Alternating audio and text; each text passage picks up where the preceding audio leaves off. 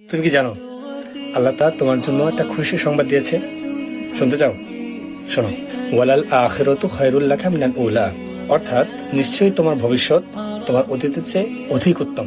সূরা দোহা আয়াত নাম্বার 4। সুতরাং কিসের এত দিশেহারা, কিসের এত নিরাশ, যেখানে আল্লাহ তাআলা বলেই দিয়েছে তোমার ভবিষ্যৎ তোমার অতীতের চেয়ে অধিক উত্তম হবে।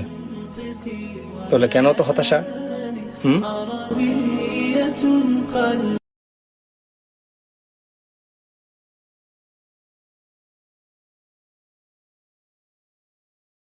পেহেলে দিল তে দিল রুবা, এসব কথায় গইলা গেলাম গা।